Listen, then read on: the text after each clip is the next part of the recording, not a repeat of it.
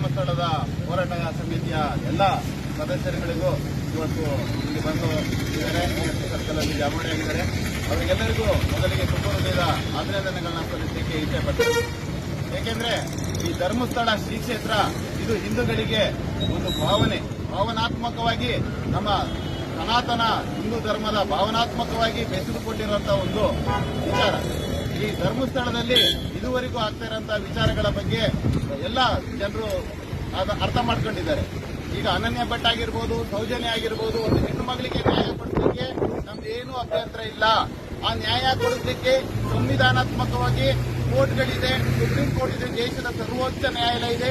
ಅಲ್ಲಿಗೂ ಹೋಗ್ಬೇಕಿದ್ರೆ ಅನನ್ಯ ಭಟ್ಗಾಗ್ಲಿ ಸೌಜನ್ಯ ಅವರಿಗೆ ನ್ಯಾಯ ಕೊಡಲಿಕ್ಕೆ ನಮ್ಮ ಸಹೋದರಿಗೆ ನಮ್ದೇನು ಅಭ್ಯಂತರ ಇಲ್ಲ. ಆದ್ರೆ ಇದೇ ರೀತಿಯಾಗಿ ಇನ್ನೂ ಹಲವಾರು ಹೆಣ್ಣು ಮಕ್ಕಳು, ಮುಗ್ಧ ಹೆಣ್ಣು ಮಕ್ಕಳು ಅತ್ಯಾಚಾರಕ್ಕೊಳಪಟ್ಟು, ದೌರ್ಜನ್ಯಕ್ಕೊಳಪಟ್ಟು ಸಾವನ್ನಪ್ಪಿದ್ದಾರೆ. ಅವರ ಸಾವಿಗೂ ಕೂಡ ನ್ಯಾಯ ದೊರಕಿಸಿಕೊಡಬೇಕು ಅಂದ್ರೆ ದೇಶದ ಸರ್ವೋಚ್ಚ ನ್ಯಾಯಾಲಯ ಇದೆ, ಸಂವಿಧಾನ ಇದೆ, ಕಾನೂನು ಚೌಕಟ್ಟಿದೆ, ಪೊಲೀಸ್ ಇಲಾಖೆ ಇದೆ. ಪ್ರತಿಯೊಂದು ಇಲಾಖೆಗಳು ತಮ್ಮ ಕರ್ತವ್ಯವನ್ನು ನಿಭಾಯಿಸುತ್ತದೆ. ಆದ್ರೆ ಡಿ.ಕೆ. ಶಿವಕುಮಾರ್ ಒಂದು ಸರ್ಕಾರದ ಉಪಮುಖ್ಯಮಂತ್ರಿಯಾಗಿ ಒಂದು ಸ್ಟೇಟ್ಮೆಂಟ್ ಕೊಟ್ಟಿದ್ದಾರೆ. ತಾವೆಲ್ಲ ಗಮನಿಸಬೇಕಾದಂತಹ ಅಂಶ, ಧರ್ಮಸ್ಥಳದ ಬಗ್ಗೆ ಷಡ್ಯಂತ್ರ ನಡೀತಾ ಇದೆ. ಧರ್ಮಸ್ಥಳದ ಬಗ್ಗೆ ಷಡ್ಯಂತ್ರ ನಡೀತಾ ಇದ್ರೆ ಉಪಮುಖ್ಯಮಂತ್ರಿಗಳೇ, ನೀವು ಸರ್ಕಾರನ ಯಾಕೆ ನಡೆಸ್ತಾ ಇದ್ದೀರಾ? ರಾಜೀನಾಮೆ ಕೊಟ್ಟು ಮನೆಗೆ ಹೋಗಿ. ಒಂದು ಸರ್ಕಾರನೇ ಷಡ್ಯಂತ್ರನ ಒಪ್ಕೊಂತ ಇದೆ ಅಂತ ಅಂದ್ಮೇಲೆ ರಾಜ್ಯ ಸರ್ಕಾರನೇ SIT ತನಿಖೆಗೆ ಒಳಪಡಿಸಿದೆ ಅಂತ ಅಂದ್ರೆ ರಾಜ್ಯ ಸರ್ಕಾರದ ಉಪಮುಖ್ಯಮಂತ್ರಿ ಆದವರ ಕೆಲಸ ಏನು? ಅವರೇ ಒಪ್ಕೊಂಡಿದ್ದಾರೆ ಧರ್ಮಸ್ಥಳದ ಮೇಲೆ ನಡೀತಾ ಇದೆ ಷಡ್ಯಂತ್ರ ಅಂತ. ಈಗ ನಿನ್ನೆ ಅಲ್ಲಿ ಕಾಂಗ್ರೆಸ್ನ MLAಗಳೇ ಹೇಳ್ತಿದ್ದಾರೆ, ನಾವು ಧರ್ಮಸ್ಥಳ ಚಲೋ 29ನೇ ತಾರೀಕಿಗೆ ಮಾಡ್ತೀವಿ ಅಂತ.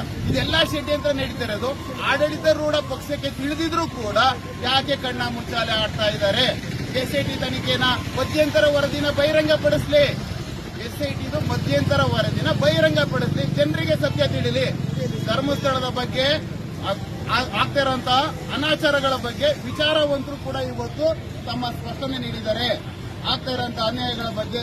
ಇದು ಹಿಂದೆ ಅಲ್ಲಾವುದ್ದೀನ್ ಖಿಲ್ಜಿ, ಮಹಮ್ಮದ್ ಗಜ್ನಿ ಇವರು ದೇಶದ ಮೇಲೆ ಹಲವಾರು ಬಾರಿ ದಂಡಯಾತ್ರೆ ಬಂದ್ರು ನಮ್ಮ ಹಿಂದೂ ಸಮಾಜನ ಏನು ಮಾಡ್ಲಿಕ್ಕೆ ಆಗ್ಲಿಲ್ಲ.